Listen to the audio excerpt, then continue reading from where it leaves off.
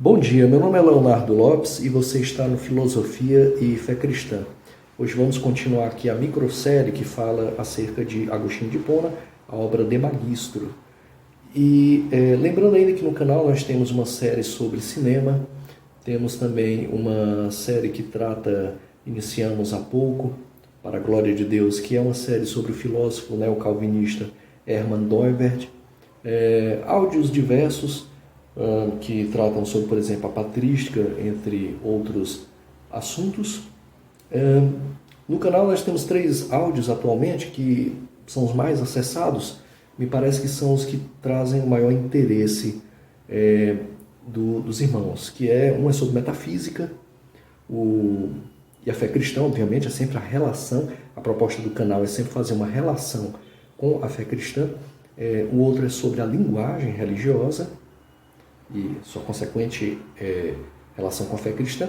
E o terceiro é um áudio mais geral sobre uma experiência que eu tive na época da graduação em filosofia sobre o De Magistro, que é o Mestre de Agostinho, uma obra de 389.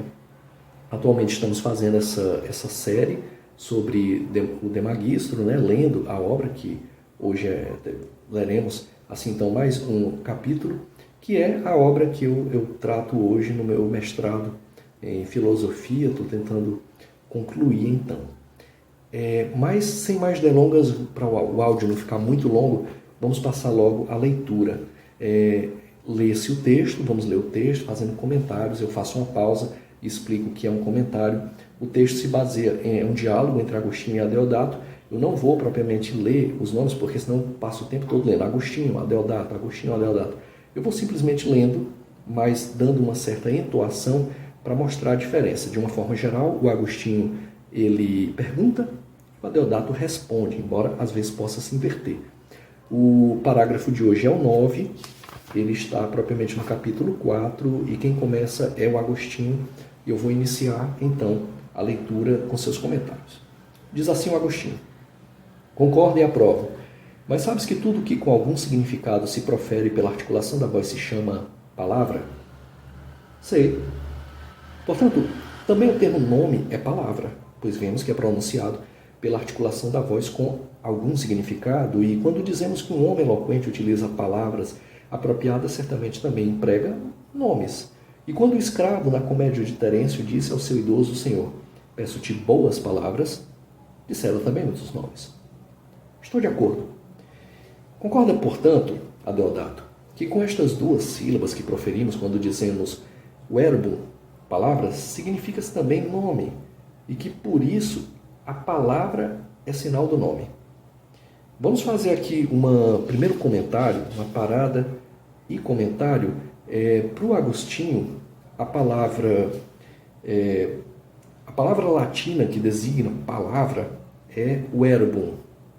Essa palavra ela deriva de uma outra palavra latina que significa verberare, que pode ser traduzida em português como reverberar. E é isso mais ou menos que o Agostinho trata. Palavras são sinais para outros sinais. Então, por exemplo, a palavra é um termo mais geral e ela sinaliza para um nome. Boa parte da filosofia do Agostinho aqui, nessa passagem, nesse momento do texto aqui de Magistro, ele está querendo explicar, ele está apostando que tudo pode ser explicado a partir das palavras. Depois ele vai se decepcionar com isso e vai ver que as palavras não dão conta. Mas nesse momento ele está apostando ainda nisso, e por isso que ele tem uma tendência a substantivar, e o nome passa a ser algo mais específico. Nesse sentido, a palavra que deriva, em última análise, dessa palavra latina, verberare, que significa reverberar ou ferir, é o que ele vai dizer que acontece com as palavras. Elas reverberam, elas ferem o nosso ouvido.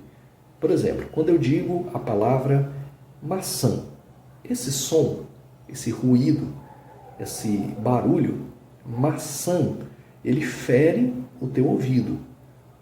Entende? Assim como se você lesse, ele iria verberare, ele iria reverberar e ferir os teus olhos, no sentido de se ele tivesse escrito, se fosse uma forma gráfica. Depois o Agostinho vai dizer que isso se transforma num nome, que é um substantivo. Veremos mais à frente aqui que o Agostinho ele tem uma tendência de substantivar até termos como, por exemplo, as conjunções. Lembramos do começo do texto aqui, em que ele tem aquele problema, que é explicar o que significa a palavra ex, que ele só explica a partir da palavra de. Ele vai, com o tempo, dar uma solução para isso, que é transformar isso em um nome. Mais à frente ele consegue fazer uma diferenciação e tornar uma conjunção em um nome, quer dizer, ele vai substantivar um nome. Por que ele tem essa busca pelos nomes? Porque ele diz que quando a palavra atinge o ouvido, ela se transforma de palavra em um nome. E nome vem do latim nomen, que deriva de uma palavra latina que é nocere. Acho que é assim que se lê, nocere, nocere. E essa palavra significa conhecimento. Ou seja, o nome, em sua etimologia latina, nocere, nocere, ela significa conhecimento. E o conhecimento ele se forma, então, a partir da rememoração. Aqui uma articulação que o Agostinho faz com o platonismo, em que, nesse sentido, se ocorre sempre uma lembrança. O caso que nós citamos aqui, se eu falo maçã, essa palavra vai ferir o teu ouvido. Na hora que ela fere o teu ouvido, ela se transforma num nome. Palavras são também nomes, e esse nome maçã, ele vai penetrar a tua alma, que é a sede da racionalidade, segundo Agostinho, e vai evocar na tua memória aquela maçã que você comeu anteriormente. Aí você vai lembrar de uma maçã, a forma geométrica, né? Arredondada, geralmente vermelha, com um cheiro específico, com um sabor específico, que pode ter sido usado numa vitamina ou num bolo, etc. e tal. Então, vai evocar uma memória. Na hora que você evoca a memória, você evoca o objeto mesmo. O objeto mesmo não é mais sinal para mais nada, mas ele é o alvo do sinal. Embora depois a gente vá ver que há a dimensão da ideia do objeto, né? Que aí já é um inteligível, já é um suprassensível. Mas isso é um spoiler aqui, é mais para frente aqui desta obra. Mas vamos continuar. O Adeodato diz assim, concordo. E aí o Agostinho continua. Gostaria que me respondesse também o seguinte, uma vez que a palavra é sinal do nome, e o nome é sinal do rio, e o rio sinal de uma coisa que já se pode ver, e conforme a diferença que disseste existir entre esta coisa e o rio, isto é, o sinal e entre o sinal e o nome, que é sinal deste nome, qual achas que seja a diferença entre o sinal do nome, que dissemos ser a palavra, e o próprio nome, da qual ela é sinal? A palavra é uma parte meio confusa, essa daqui. Quando eu estava fazendo a minha monografia, eu realmente quebrei um pouco a cabeça para entender. Atualmente, no mestrado, já se tornou, especulo, um pouco mais tranquilo, mas é basicamente isso. A palavra é um termo muito geral e ela sinaliza para um termo mais específico, que é o nome. Esse nome vai sinalizar para um determinado som, e esse determinado som vai evocar a memória do objeto, e o objeto já não é mais sinal de nada, ele é o resultado. Para Agostinho, as palavras são sinalizadores, elas sinalizam para a interioridade. Nós falamos aqui as nossas palavras, como eu estou falando aqui, na exterioridade, mas no fundo elas estão soando na nossa interioridade da nossa alma. Vamos à frente, vai ficar um pouco mais tranquilo. O Adeodato vai dizer assim: entendo que a diferença consiste em que as coisas que são significadas pelo nome também o são pela palavra, pois assim como o nome é palavra, também rio é palavra, mas nem tudo que é significado pela palavra também o é pelo nome, pois também é aquele si com que começa o verso proposto por ti, aquele ex, que é o di, né? Sobre os quais, discorrendo longamente, chegamos a estas questões, são palavras, porém não são nomes. Aqui é aquilo que eu falei anteriormente. Quando ele, no começo do texto, ele usou 3 palavras, si, nihil e ex. Si, ele indicou como dúvida, né? Por exemplo, se isto acontecer, se eu fizer isso, vou ficar feliz, é uma dúvida, né? O nihil é o nada, ele indicou como uma frustração, tudo ocorrendo na alma. Por exemplo, eu vou procurar uma coisa que quero, uma comida que está na geladeira, e chego lá, alguém já comeu, quer dizer, dá uma frustração e há um nada daquela comida. O problema maior deu nessa palavra ex, que a gente viu que depois os medievais vão chamar de termos sim categoremáticos. O ex só se explica a partir de di. né? Ou seja, eu posso falar tanto ex como de. Então são palavras que se enredam nas próprias palavras. E aí ele diz, elas são palavras, mas não são nomes. E boa parte do Demagistro é isso, é mostrar que certos termos gramaticais, eles podem ser substantivados. Porque na hora que eles são substantivados, atendendo a uma certa construção etimológica, eles se transformam em conhecimento na alma racional da pessoa. Mas continuamos, diz assim ainda o Adeodato, e se encontram muitos exemplos semelhantes. Pelo que, uma vez que todos os nomes são palavras, mas nem todas as palavras são nomes, acho que está clara a diferença entre palavra e nome, isto é, entre o sinal daquele sinal, que não significa nenhum outro sinal, que é o nome, que vai indicar o próprio objeto, aqui um comentário, e voltando ao texto, e sinal daquele sinal, que por sua vez significa outros sinais, que é a palavra, que ela aponta ainda para os nomes. Aí o Agostinho diz assim, concordas em que todo cavalo é animal, mas nem todo animal é cavalo? Fazendo um comentário aqui, o cavalo é um termo mais específico, animal é um termo mais genérico, né? Cavalo é um tipo de animal, mas nem todo animal é um cavalo.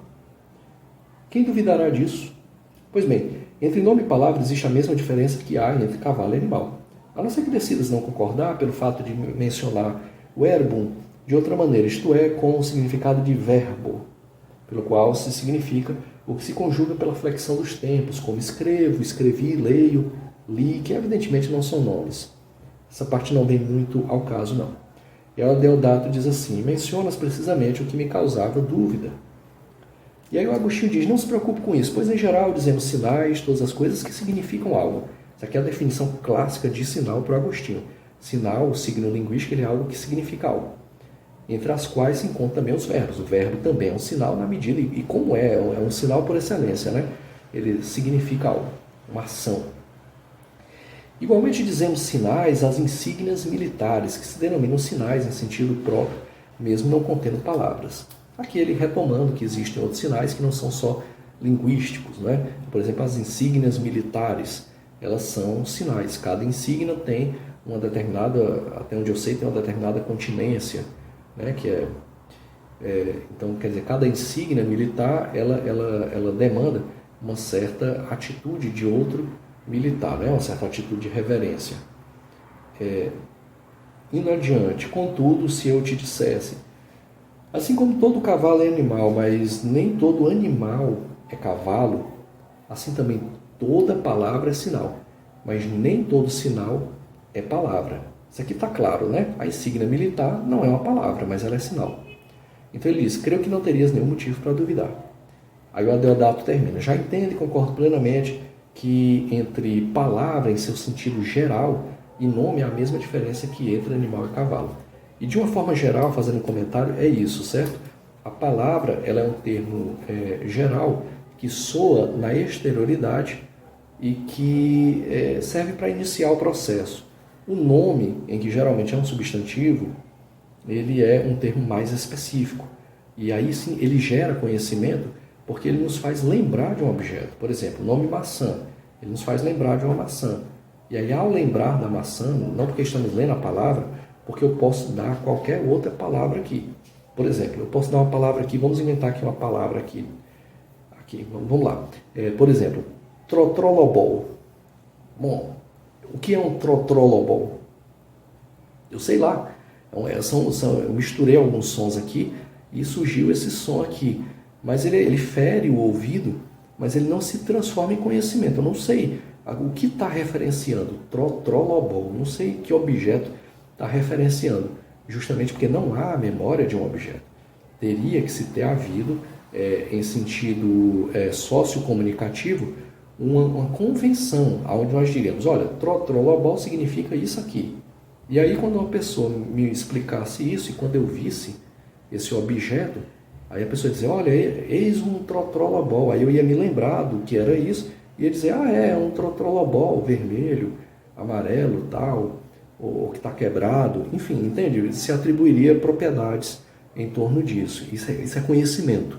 É você ter a lembrança de um objeto, que convencionado a palavra em torno dele, e aí a partir disso você vai gerando conhecimento em torno dele. O áudio de hoje vai ficando por aqui. Se Deus assim permitir, vamos tratar no próximo áudio do parágrafo 10. Ficamos por aqui hoje. Deus não está morto e muito menos na academia. E o lugar da Bíblia é em todo lugar. E por que não também nas faculdades de humanas, principalmente nas de filosofia? Um fraterno abraço e que a paz de Cristo fique com todos.